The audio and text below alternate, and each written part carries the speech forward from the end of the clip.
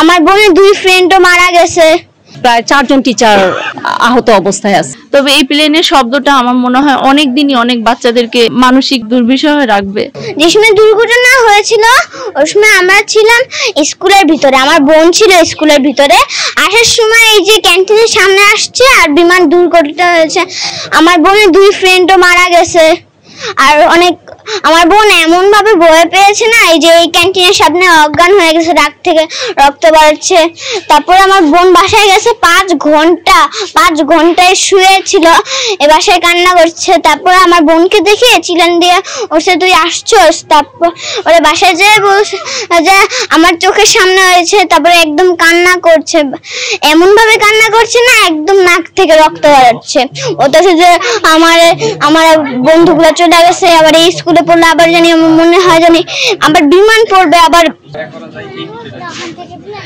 ব্যাপারটা হচ্ছে যে আমার বাচ্চা তো ক্লাস 3 তে ইংলিশ ভার্সনে, তো ভাগ্যক্রমে তো আর ওদের বিল্ডিং এ পড়ে নাই, ওদের হায়াত ছিল, বেঁচে গেছে। কিন্তু ওই যে ওরা যে বিভৎস সিন দেখছে এটা তো আসলে এত সহজে ভোলার না।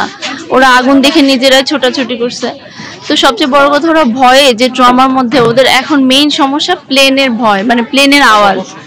ওরা তো এই স্কুলে আসবেই না। আমি এই জাস্ট 9 দিন পরে এখানে আনছি ওদের ভয়টা ভাঙানোর জন্য, যে আসো একটু নিজের চোখে দেখো, তোমাদের ক্যাম্পাস ঠিক আছে, স্কুলে আসতে হবে।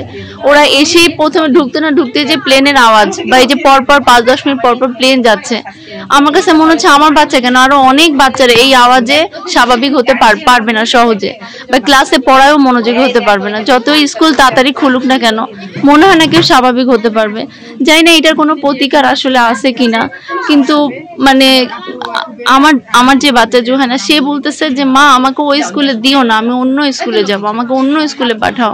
বুদ্ধিজীবী যারা আছেন তারা আসলে এটার জন্য কি প্রতিকার করবে, আমি তাদের কাছে এইটুকুই সাহায্য চাইবো যে এরকম ঘটনা যেন আর না হয়, বাচ্চারা যেন তাড়াতাড়ি সহজ স্বাভাবিক জীবনে চলে আসে। যারা হারাই গেছে তো গেছেই, তাদেরকে তো আর ফিরে পাওয়া যাবে না। তবে এই প্লেনের শব্দটা আমার মনে হয় অনেক দিনই অনেক বাচ্চাদেরকে মানে মানসিক দুর্বিষহে রাখবে। স্কুল খোলার ব্যাপারে আমাদেরকে এখনো কিছু জানায়নি। আমাদের সাথে এই বিষয়ে এখন পর্যন্ত টিচাররা কখনো ফোন করে নাই। হ্যাঁ, যদি স্কুল খুলে আমাদের এখানকার সিস্টেম হচ্ছে আলাদা আলাদা করে টিচাররা বাসায় ফোন করবে, ফর্ম টিচাররা, বা আমাদের কাছে নোটিশ যাবে। কিন্তু আমাদের কাছে এখন পর্যন্ত নোটিশ যায়নি। আর সব অবশ্যই যেহেতু হায়দার আলী বিল্ডিং এর এই একদম বিধ্বস্ত অবস্থায়, এই অবস্থায় নিশ্চয়ই এখানে ক্লাস হবে না, অন্য জায়গায় ওনারা সেট আপ করবে। তারপরে হয়তো বা আমাদের যেমন আমার 2 বাচ্চা ক্লাস 8-এ পড়ে ইংলিশ ভার্সনে, তো আমার 2 বাচ্চার প্রায় 4 জন টিচার আহত অবস্থায় আছে।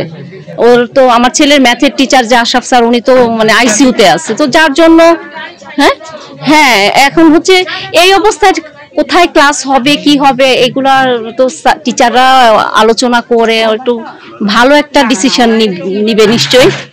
আর বাচ্চাদের ট্রমার যে ব্যাপারটা, বাচ্চা তো অবশ্যই ট্রমাতে আছে, এবং সেই জন্যই আমরা যতটুকু, আমার তো প্রতিদিন হয় আমার বাচ্চাদেরকে আমার কোথাও নিয়ে যেতে হচ্ছে ওর মনটা ভালো রাখার জন্য, আর না হলে আমার বাসায় অন্য বাচ্চাদেরকে যে বলি যে ভাবি আমার বাচ্চাদেরকে নিয়ে আসেন, ওরা এক জায়গায় কথা বলে ওরা ভালো থাকবে।